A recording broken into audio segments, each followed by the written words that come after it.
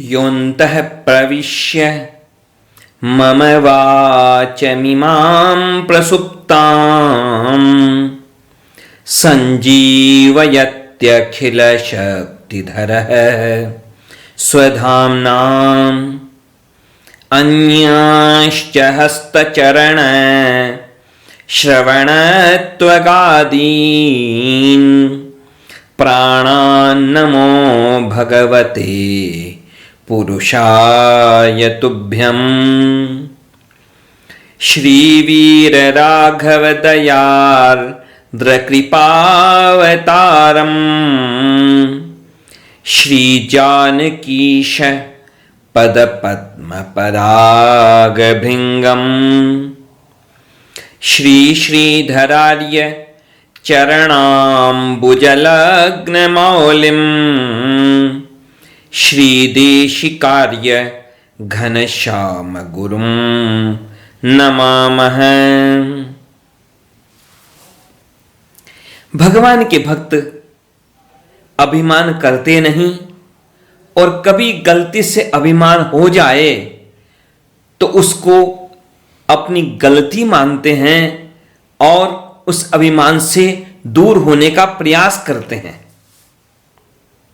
संसार में तो क्या होता है कि लोग अभिमान करते हैं, अहंकार करते हैं, और उस अहंकार करके भी उन्हें कोई दोष का अनुभव नहीं होता, बल्कि वे अपने अहंकार पर भी गर्व करते हैं। भगवान के जो भक्त हैं, कभी कभी उनके जीवन में क्षण भर के लिए, कुछ समय के लिए अहंकार आ जाता है। मानो यह समझो कि वह अहंकार उन भक्तों के जीवन में आया या नहीं आया, यह निश्चित न समझो, बल्कि यह समझो कि भगवान के भक्त उस अहंकार को क्षण भर के लिए स्वीकार करके हम सब संसार के जीवों को शिक्षा देते हैं कि यह अहंकार कभी भी आ सकता है, कि जब भक्तों के जीवन में भी कभी क्षण भर के लिए अहंकार आ सकता है, तो बाकी संसार में कोई कैसे दावा कर सकता है कि वह अभिमान से बिल्कुल रहित है। यहां भगवान के भक्त भी हमें सचेत करते हैं, सावधान करते हैं कि हमें हमेशा सावधान रहना चाहिए। हमारे जीवन में कभी किसी बात को लेकर के अभिमान न आए, इसके लिए हमें सावधान रहना होगा, क्योंकि अभिमान तो कभी भी आ सकता है। कोई भी दोष है, वो दोष छिपे रहते हैं हृदय में। कब अनुकूल परिस्थिति मिलते ही कब वो प्रकट हो जाएं, कब वो बढ़ जाएं, यह कोई कह नहीं सकता। कभी कभी भगवान के भक्तों के जीवन में भी जो क्षण भर का अहंकार आता है, तो लोग सोच लेते हैं, संसार के लोग हमेशा उल्टी बात पहले सोचते हैं। क्या सोच लेते हैं कि अरे, जब भगवान के इतने बड़े भक्तों के मन में भी अहंकार आ गया, तो फिर हमारे मन में अहंकार आने से क्या समस्या है। तो देखिए, संसार के लोगों के जीवन में अहंकार की स्थिति और भगवान के भक्तों के जीवन में जो अहंकार की स्थिति है, उनमें जमीन आसमान का अंतर है। देखिए, जो कोई भगवान के भक्त हैं, उनके जीवन में यदि कभी भी अहंकार आया तो कितने समय के लिए आया? एक क्षण के लिए आया, एक मिनट के लिए आया। लेकिन संसार के जीवों की हालत कैसी है? कैसी हालत है संसार के लोगों की? भक्तों के जीवन में तो अहंकार कभी आता भी है तो क्षण भर के लिए आता है, मिनट भर के लिए आता है, और संसार में लोगों के जीवन में ऐसा क्षण मिलना मुश्किल है जिसमें वो अहंकार शून्य हो। तो दोनों बातों का अंतर बहुत बड़ा है। किसी के जीवन में क्षण भर के लिए अहंकार आया और किसी के जीवन में क्षण भर भी अहंकार नहीं गया, तो कितनी बड़ी बात है। हम सीखें संसार में यदि किसी के अभिमान पर चोट की जाती है तो वह क्रोधित होता है। संसार में लोग अपने दोषों के प्रति भी इतना मोह रखते हैं, अपने दोषों के प्रति भी लोगों का इतना मोह होता है कि वे अपने दोषों पर भी चोट स्वीकार नहीं कर पाते। और भगवान के भक्त कैसे हैं? भगवान के भक्तों की बात ऐसी होती है कि यदि उनके अभिमान पर चोट होती है तो वे प्रसन्न होते हैं, वे उसे भगवान की कृपा मानते हैं, वे उस परिस्थिति को भगवान की कृपा मानते हैं कि भगवान ने कृपा करके उनके जीवन के उस क्षणिक अहंकार को भी नष्ट किया, भगवान ने कृपा की। हनुमान जी महाराज, जिनसे बढ़कर के कौन होगा भगवान का भक्त, उनकी बराबरी करने वाला और कोई नहीं।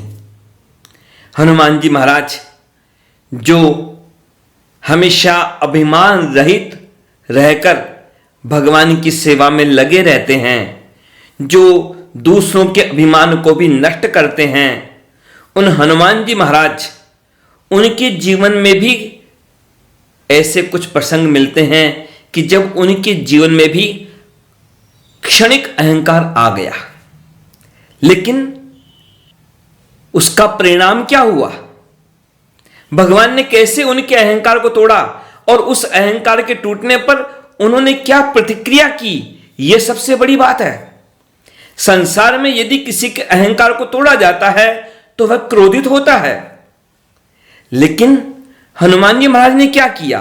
अपने अहंकार के टूटने पर उन्होंने उसे भगवान की कृपा माना कि भगवान ने कृपा की और मेरे मन में जो क्षण भर का भी अहंकार आया उसे भगवान ने नष्ट किया। कितनी बड़ी कृपा है भगवान की, ऐसा उनका चिंतन। और यही मुख्य बात है, यही मुख्य बात है। या तो अभिमान हो नहीं, और अभिमान हो कभी तो उस अभिमान के टूटने पर हमें प्रसन्नता होनी चाहिए, भगवान की कृपा का अनुभव होना चाहिए, न कि अभिमान को तोड़ने वाले पर क्रोध होना चाहिए। आता है प्रसंग हनुमान जी महाराज, उन्होंने तो भगवान का कार्य किया है, एक से बढ़कर एक अनेक कार्य किए भगवान के। उन्होंने तो राम काज करिबे को आतुर। तो हनुमान जी महाराज लंका की ओर जब चले थे मुद्रिका लेकर के, तो उनके मन में अहंकार आया। क्या अहंकार आया? कि देखो, मैं न होता तो ये सब कार्य कौन करता राम जी का? भगवान को तो पता लग जाता है तत्काल। और भगवान ने क्या किया?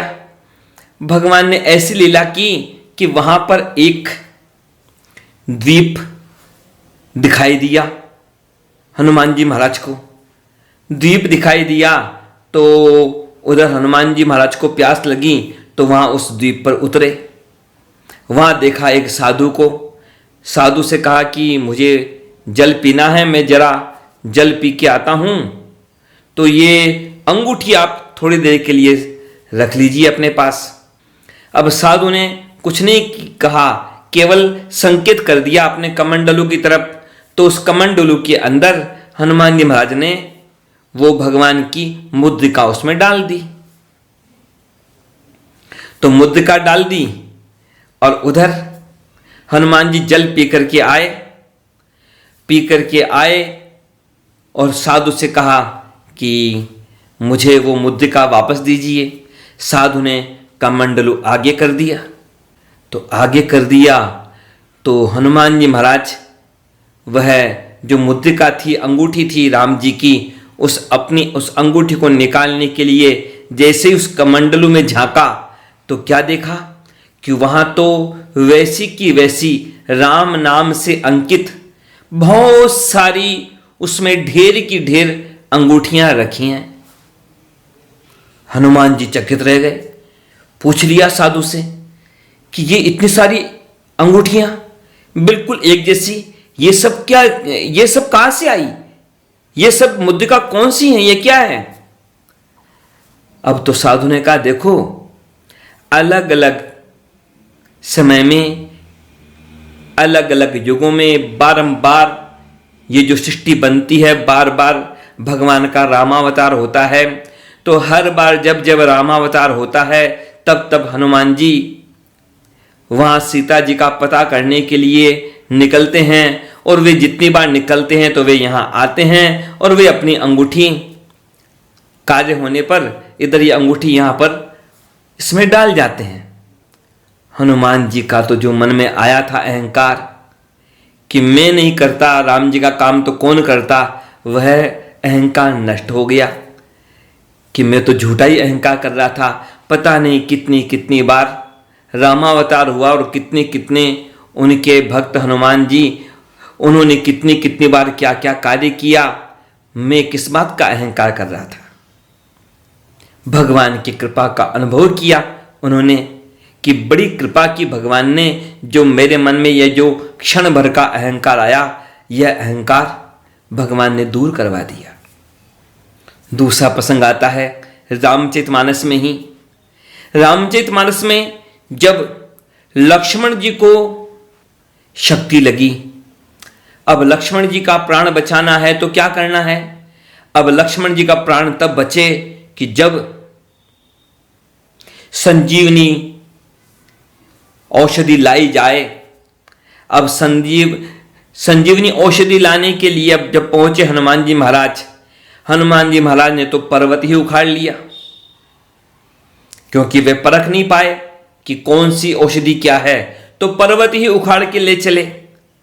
अब पर्वत लेकर के जब चले तो किधर से चले। रास्ते के अंदर ऐसा था कि अयोध्या के ऊपर से निकलने चले।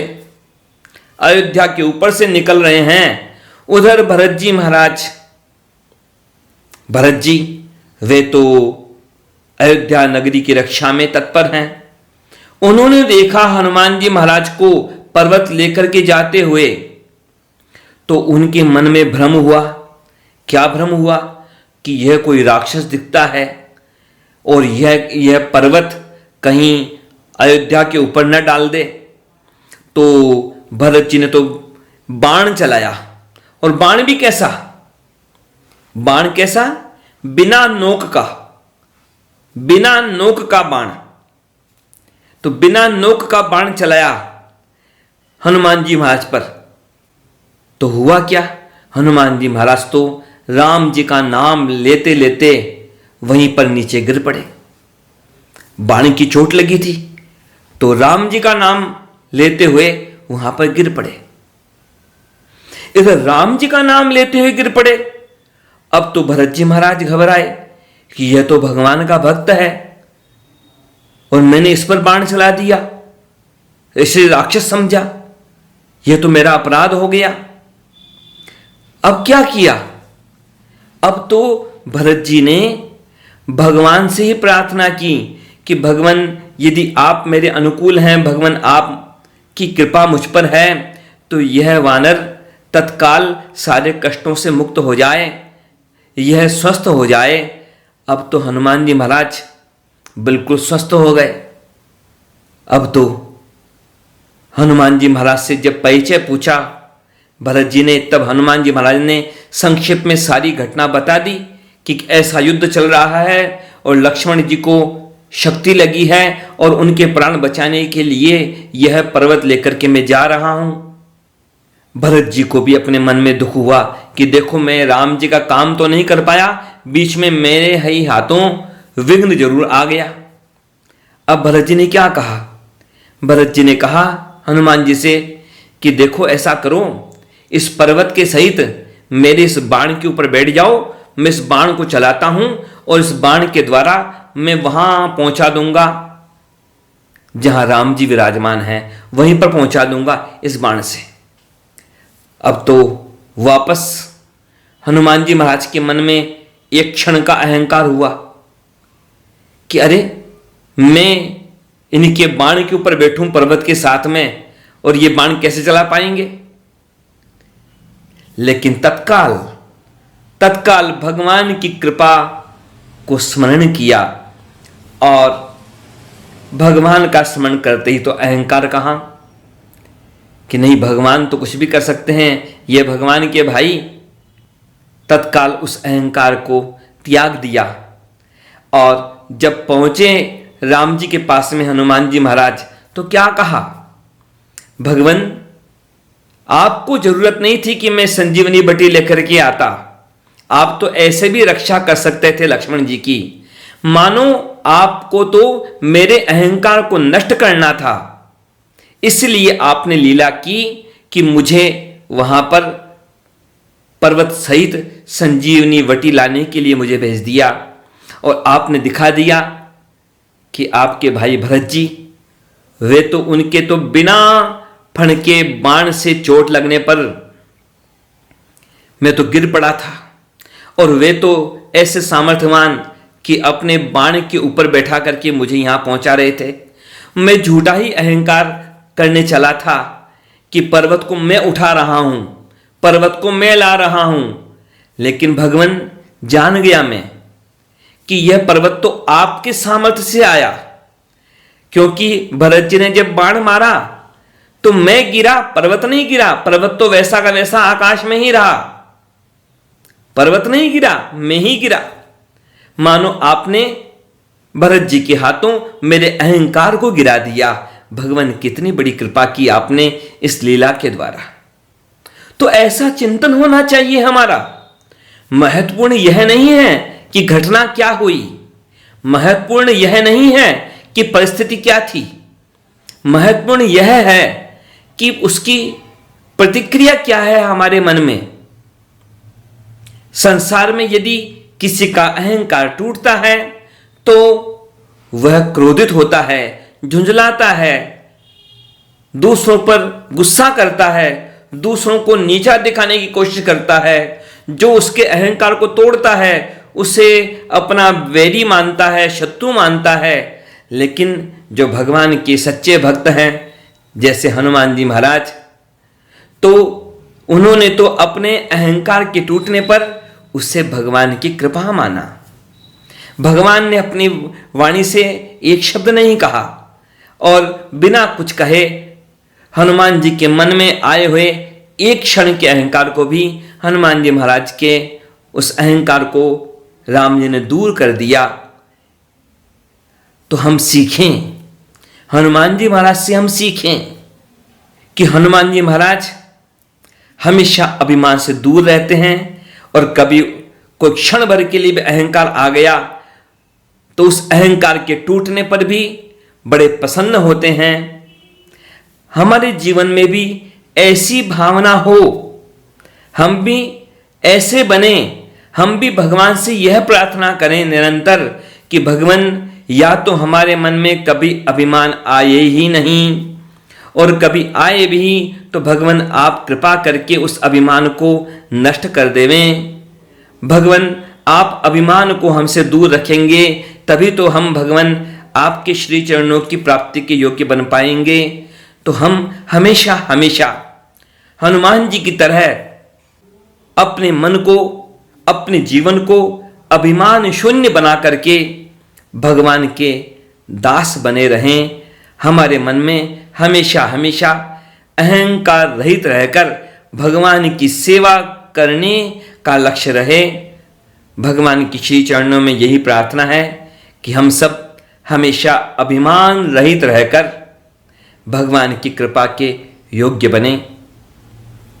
जय श्रीमन नारायण।